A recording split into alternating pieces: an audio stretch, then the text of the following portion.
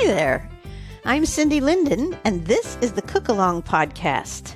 I love it when food surprises me in the best of ways. I recently cooked with you a lemon icebox pie. The recipe came from Cook's Country, and that pie taught me something about whipped cream that I will not forget. Oh my gosh, it was amazing. But even better than that was the look on people's faces when they tried this pie. It's one of those foods where their eyes start to roll back in their head and they close their eyes because they want to focus all their senses, all their concentration on what that tastes and feels like. That is so rewarding for a cook to see that happen. This lemon icebox pie has the most amazing texture. It's silky, it's creamy, the flavor is bright, sharp, and sweet all at the same time. And as I mentioned, even in that podcast, the whipped cream is like nothing I've ever had before. After the oohs and ahs from the people tasting this recipe were done, the first thing out of their mouths was, could you do this in chocolate? So I'm going to create a recipe right here, right now, in front of your very ears for a chocolate icebox pie. Now, of course, I've done a little research about other people's icebox pies, but it is clear from the photos that they are nothing like the lemon one I just created, and that's what I want. Not only is it indescribably silky, it also was very, very easy and doesn't even take many ingredients. That's what I want, and that's what we're shooting for here. I, of course, have a head start on developing this because I know I love the crust on this, and I know the whipped cream topping is good. So all I really have to develop is the chocolate middle. So join me. We're about to have some fun in the kitchen with an experiment.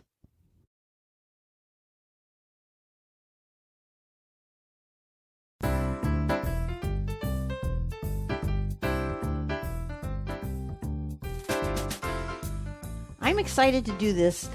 We're starting with the foundations we had in the lemon pie, and I know those are really good.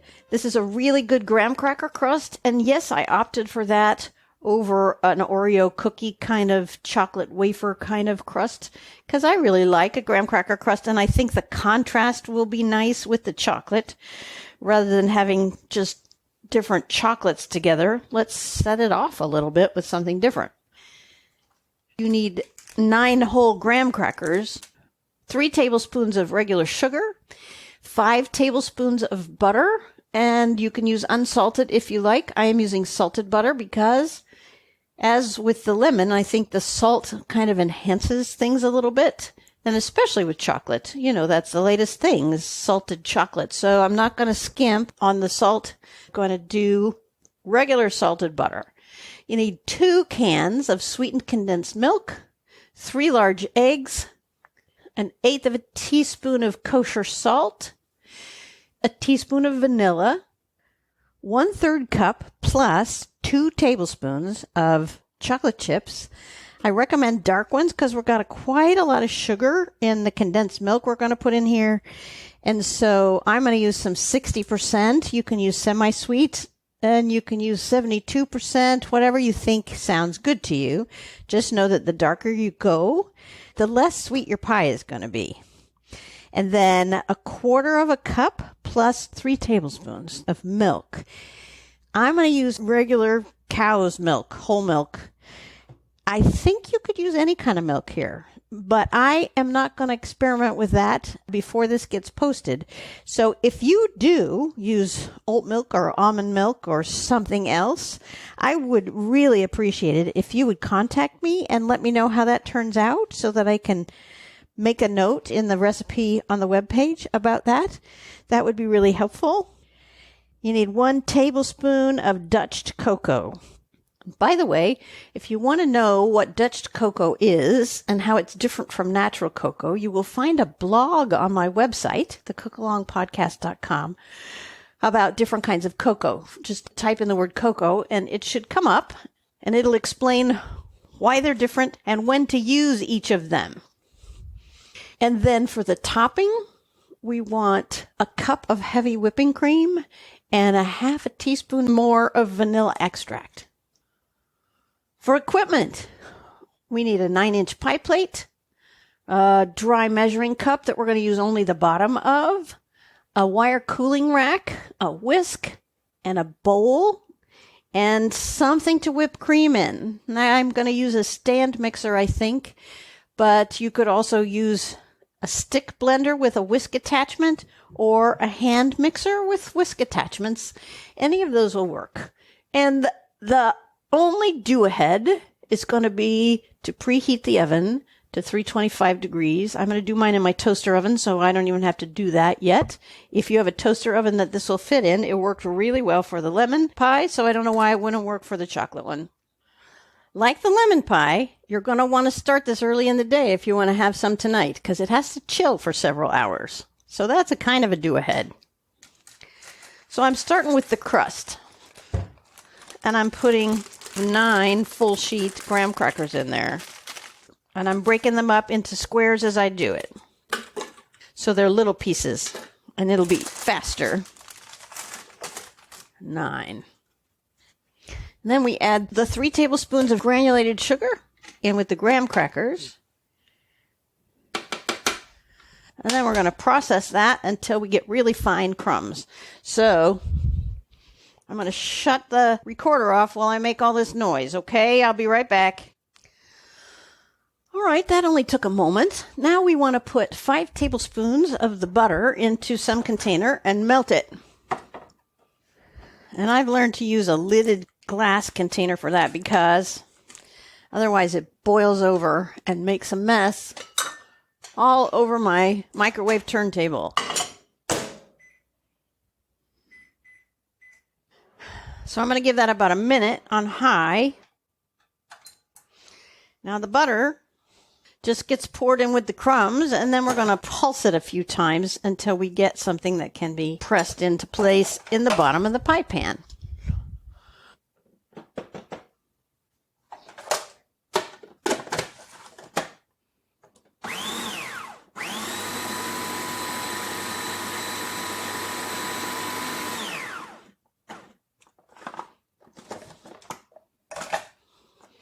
And once the butter's incorporated, we're just going to dump that into the pie plate we're using. All right. Now, here's where we use the measuring cup. If you listen to the lemon pie, you'll know already, and you probably already have seen this on various YouTube videos. By the way, I'm on YouTube too. I don't know why quite, but I do have a YouTube channel. There are no videos on there. It's just these audio. But if you need a place to listen, that's a place you can do it. Now, taking your measuring cup, push the bottom of it into the crust here so that the bottom gets thinned out and the sides get pushed up into a full-size, full-coverage pie crust. The measuring cup just helps keep things even and flat, and you're not trying to do it with your fingers. This is a much more stable way to get a good-looking graham cracker or any kind of crumb crust, is to use the bottom of a measuring cup to flatten it all out. You can use a glass also if you don't have enough measuring cups to go around. Just pick a glass out of your cabinet and use the bottom of the glass. Try to get it all pressed kind of evenly. For me, I think that's going to require redistributing some of the sides into the middle. I tend to push up the sides first because I worry there isn't going to be enough crumbs for the sides. And then that leaves the middle thinner. So I'm repairing that now, going back and fixing that up so that I have a decent crust on the bottom as well as on the sides. And then this is going into your preheated 325 degree oven for 15 minutes. It's going to turn a little golden brown, and then you're going to take it out and put it on a wire rack to cool. And it needs to cool for about 35 minutes because we want it nice and solid and crunchy. And that's what that extra time is going to do for it. And since we cannot put the filling in until the pie crust is cooled. You may want to take a break and come back to me when your pie crust is ready.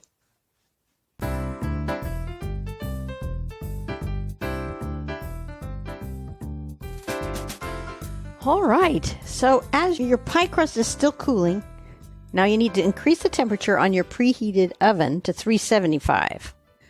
We're going to start the filling, and the first thing we need to do is get a microwavable bowl or a glass measuring cup or something, and we're going to put the chocolate chips in there that I told you about. That's 1/3 of a cup plus 2 tablespoons. I know it seems wacky, but it is the science, it's the chemistry of the thing. That's what we're going to do. And I'm using a large 2-cup measuring cup. And a few, there we go. Plus 2 tablespoons. Sorry about all the crackling noises. It's a hazard of the recording industry. Doesn't combine well sometimes with the cooking. Okay, and then to that, we're going to add the milk. And I know this is another goofy measurement, but chemistry is what it is. So that is 1/4 of a cup plus 3 tablespoons. And you're just putting that in on top of the chocolate chips. Okay? Now we're going to put that in the microwave oven and cook it on high for about, I'm going to try 30 seconds, and we'll see how far we get. What we're looking for is for the milk to be hot enough to melt those chips into a liquid. And the reason we have to do this first is because we're going to add it to some eggs, and we don't want it to cook everything. That's not the goal. We want to give this a little time to cool off before we start mixing the rest of the filling here. All right. That probably was not enough. No, nowhere near enough. All right. So let's call it a minute. A minute is probably going to do the trick. And while that's heating, you can get out your bowl for your filling. Once you get that out of the microwave oven, you want to add your tablespoon of Dutch cocoa to this mixture. And then we're just going to stir it all up. And you're going to end up with a nice, rich, thick chocolate liquid here.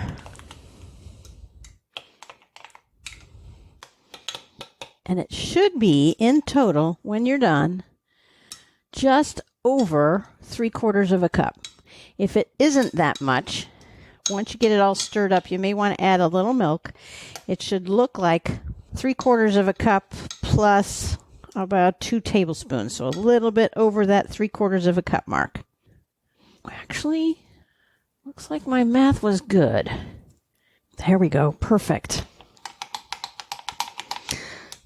Once it's completely smooth, just set it aside to cool a little bit. Into the bowl, the large bowl we've got, we're going to put 3 egg yolks. So you got to crack the egg and separate the white off of it by dumping the yolk back and forth between the 2 halves of the shell, or just by putting it in your fingers and letting the white part drain through. Either thing will work. Get as much of the white off of it as you can. And yes, you're going to get it on your fingers. Get over it. And then plop the yolk into the bowl. This is the point to fish out any shell you might have inadvertently allowed in there, which, yes, I did. Doesn't usually happen, but it did today, and it's a lot easier to get out of the yolks than it is out of the whites. Do that with 2 more eggs, so that all you have in your big bowl is the yolks, 3 of them. A little of the white isn't going to hurt it, but get rid of as much of it as you can. I'm speeding through some of this faster than I sometimes do, just because I just sort of did this part of the recipe with the lemon one, and you can find my more elaborate version if you go look for the lemon icebox pie on the website or in your podcast feed. All right, we're going to whisk those egg yolks just a tiny bit, just so they're a liquid rather than bumps. And now we're going to open the condensed milk and get a little bowl, because we're going to need to save some of this condensed milk out of here. into the little bowl, you're going to scoop 3 tablespoons of that condensed milk. That is to save for later because it goes in our whipped topping, and that is the difference. That's what makes the best whipped cream I've ever had. I never tasted anything this silky, and I am in love with this, as you can probably guess by how many times I keep mentioning it. All right, then the rest of that can and all of the second can of condensed milk goes in with the egg yolks. Get all of that good stuff out of there except the part you want to scoop out to eat with your finger later. Which reminds me, if you're a regular listener, I would love your help with paying for the supplies that are needed for these podcasts. You can do that at ko-fi.com, ko-fi.com/the Cookalong podcast. And I think also there's a link in your podcast feed to contribute, as well as one on all my web page recipes that says, help frost the cake. All right, the rest is for me to eat later with my finger. Have you ever noticed that some foods require lip smacking noises to fully appreciate them? So now we have this bowl, and we're going to whisk the egg yolks and the milk together to make a single substance here. To your mixed up condensed milk and egg yolks, add your 1/8 teaspoon of kosher salt and your teaspoon of vanilla, and then the chocolate that you had set aside, your chocolate sauce. That goes in here next. And you're probably going to want a rubber spatula for this. If you used one to clean out your condensed milk cans, you can use that again because it's all the same stuff at this point, going to the same place. But you want all that chocolate sauce in here. And then we're just going to whisk it together until it's all mixed up smoothly, evenly, creamily. You have a single chocolate filling in front of you. Single and singular. It should start to look kind of pretty. Mix it up really well. Get those eggs all mixed in. Get all the condensed milk up off the bottom. Be sure it all gets mixed in really well. All right. Now, if your pie crust doesn't feel warm to the touch anymore, you can just pour this into the pie crust. If you want more details from here, you could probably find it on the Lemon Pie podcast, but I'm just going to tell you in brief. What you're going to do now is stick it in your 375-degree oven. After 25 minutes, go ahead and take it out of the oven and set it back on the cooling rack. It's going to look really still quite liquid in the middle. It's going to be okay because it's going to continue to cook as it sits. We don't want to overcook it. Set a timer for 1 hour. At the end of that hour, put it in your refrigerator. And there's the hard part. It needs to sit there for 3 hours before we put the topping on it. But come back to me for the topping.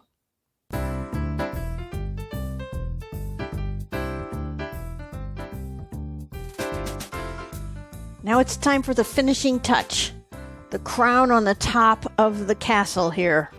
Well, that's a mixed metaphor, but you know what I mean.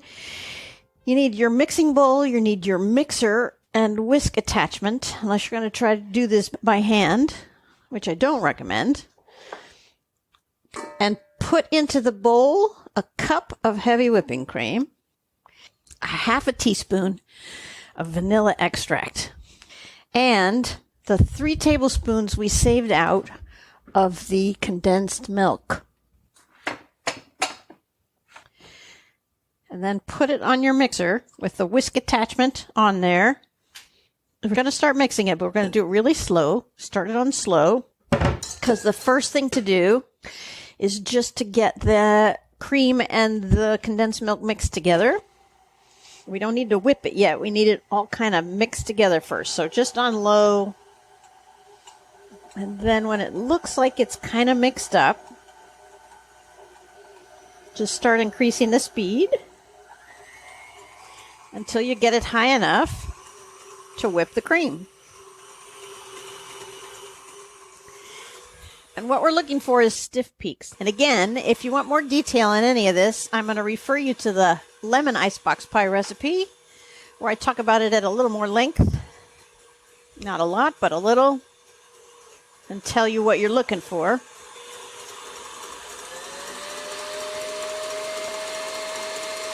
It's going to take a couple of minutes. And obviously, once that comes out, we're going to get the chocolate pie out of the refrigerator and spread this over the top. We want the soft peaks here. And we check that just by turning this off and picking up the beater and see what we get. Oh, we're really close. It's a little too floppy.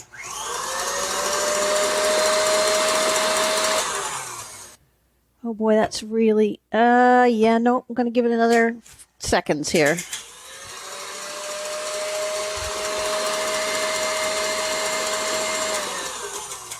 There we go. It means that when you lift up the head of the mixer or the whisk attachment out of the cream, it makes a little point that stays there. And when you get it to that point, it's ready to go on the pie. And I really recommend you taste what's on the beater because this is, like I said, the best whipped cream I've ever had. Combining that condensed milk in there is some kind of miracle. Once you get the whipping cream on here, your pie is actually ready to serve, but you can, of course, put it in the fridge for later, and it should keep in there for several days. And you will find any modifications I make to this recipe on the webpage for the recipe, which you can find by going to the cookalongpodcast.com and typing in chocolate, or probably you'll find it fastest if you put in Icebox, and there will be notes there that tell you what I changed, if anything. Now go enjoy the whipped cream that's left on your spatula and on your beer, because really good. Tune in next week for a Quick Bite podcast, and 2 weeks from now for a brand new recipe. We're hoping this pie is really good, but we won't know until we try it. So happy tasting, and until next time, happy cooking. Don't go away. Here's a follow-up note. This pie is perfect. Creamy, velvety, incredibly smooth, deeply chocolate. It is, once again, eyes roll back in the head good. People, when they try it, cannot speak for a moment because they are so busy savoring. I hope you will try this pie. I am very excited to say it came out beautifully and oh so yummy.